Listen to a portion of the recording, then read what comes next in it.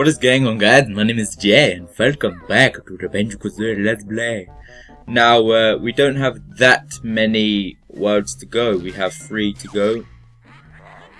We need to go up here and open the note door to go and open the next world. I didn't even read what you said there, Grunty, so you were basically talking to yourself. So, plenty of notes. Now, this is mainly like an underwater area. And we're going to have to do quite a bit of work to kind of access the painting after this one, and to get into the world we have to lower and raise water levels, which is kind of bizarre about this particular area in the world. It's like the only real area you have to do any like work to, like raising the water and lowering it again.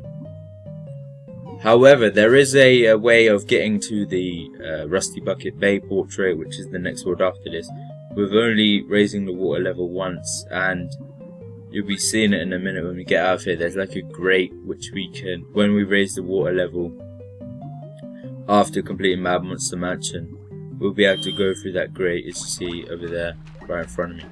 But we need to go and jump across these platforms to get up to the Mad Monster Mansion painting. So we'll do that quickly. It's fairly easy, you can do it like one take. I mean, there's not really much. There we go. Very Halloween style, horror mansion, spooky music. And of course the world's in the graveyard, which is kind of fitting, I guess. So we're going to come back out of here and go into the world, which we have to go back in through Grunty's mouth, which we started the episode from. We have to go across the lava.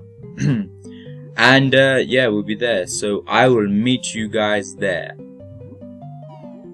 Alright, here we are. See, I love the use of those transitions in this game. It really helps for like really smooth editing.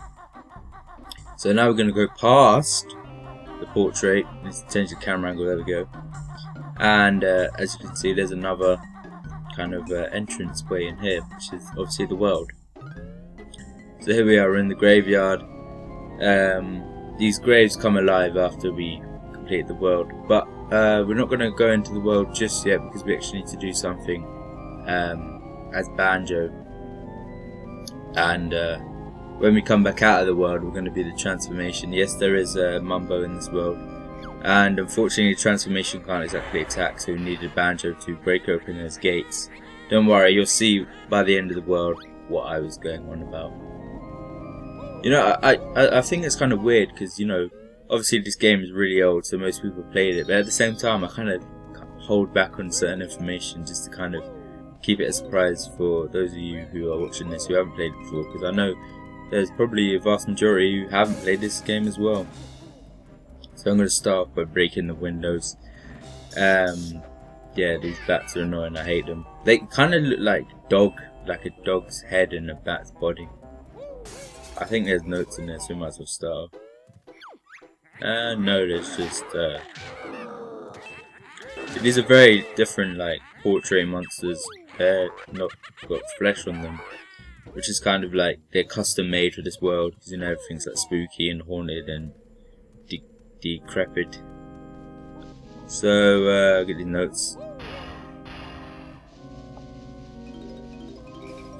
and we're gonna start off in the church area. The music goes very different here, very quiet. Kind of spooky, playing this as a little kid. Okay, I failed that. And again.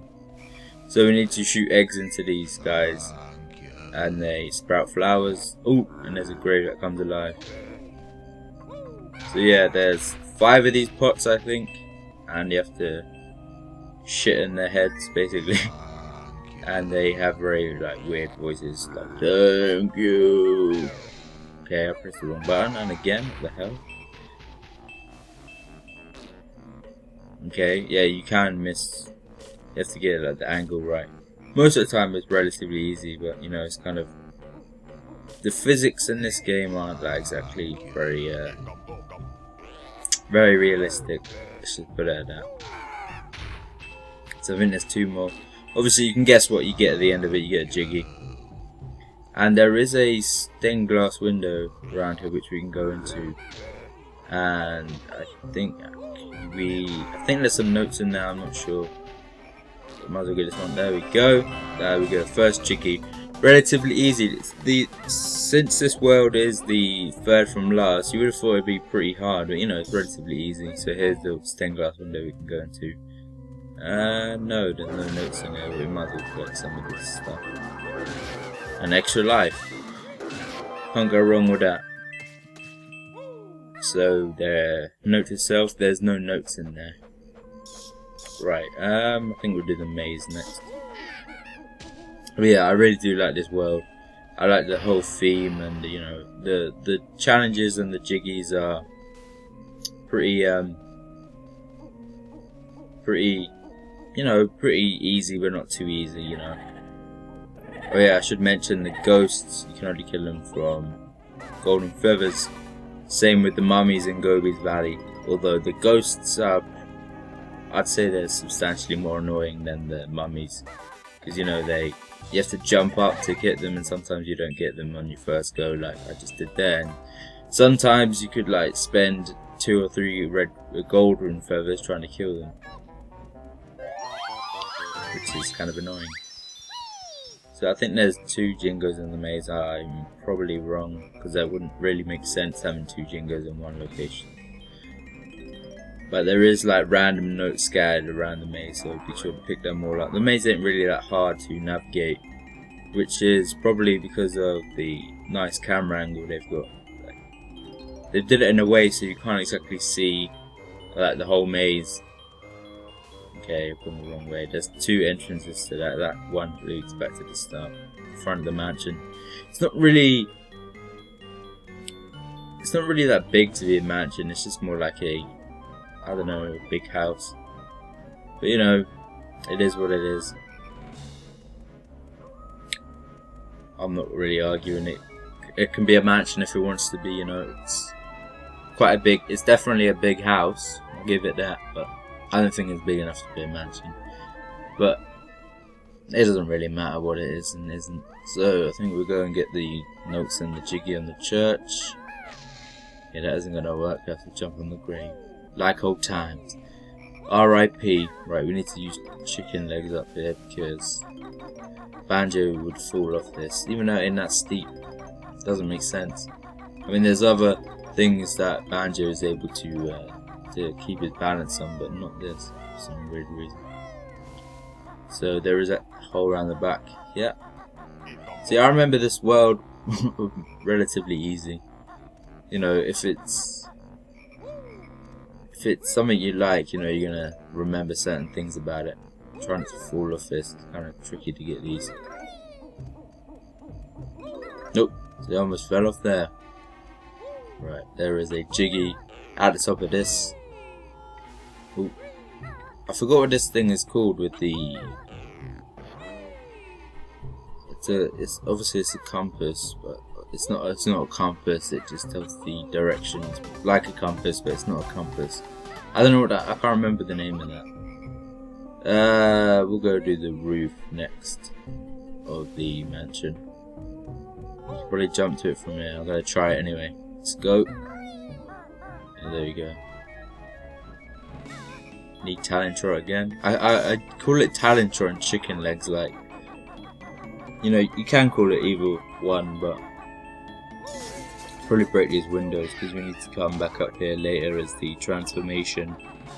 Don't want to spoil what it is until we get to it. Let's just say the transformation wouldn't have been able to smash those windows. So the only thing it can do is jump.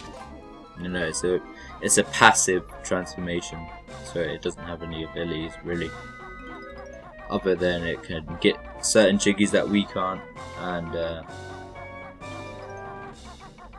which is obviously important because we can't complete the world without it. And so after this world, there's no transformation in the next world, and there's one more in the last one. So, you know, I can't really think of what they would have used as a transformation in Rusty Bucket Bay, to be perfectly honest. If I can get up here, you need to get that like dead on. As soon as you touch it, you need to like that. Yeah, another Jingo. So yeah, I don't know what they could have used as a transformation in Rusty Bucket Bay. You'll see what I mean when we get to it. It's just a ship basically, and next to a harbour or a dock with a couple crates and stuff. I mean, what could you really use as a transformation? Maybe it could have been like an anchor or something, I don't know. Is there a mumbo? No, so golden feather, oh well. I know there's a honeycomb piece in one of these upstairs rooms. I have to say that is a pretty nice bedroom. That's one of the better looking rooms in this house. Well, the downstairs one's alright as well, but it seems really I don't know. Right. Is this the room with the honeycomb piece? Nope, there's a load of notes in there. Which is never a bad thing, you know, because I could have easily like missed this room. Right, I think that, yeah, there we go. So almost half the notes already. How long's it been? It's been about 12 minutes or so, not bad. So now we're going to go down to the ground floor through the chimney, because it's kind of the only real way you can do it. Get this mumbo token. Right, you have to get the jiggy from inside the ghost without touching the floor, so we're gonna have to go along this, which is pretty easy. There we go. God, he's gold. How it's shone. Should be mad now it's gone. Yes, I'm mad. My boat I put up your useless spooky butt. Grunny. Your rhymes are very not gangster. Right, let's get these notes and get out. We don't need to come in this room anymore. Yeah, this room does feel very like, I don't know, uncomfortable. I don't know why, it just does. I mean, the room is massive and the door is tiny. I mean, who lives in here? Freaking Smurfs or something. Them little things, what are they called? I don't know, but that'll be it for this episode, guys. See you next time.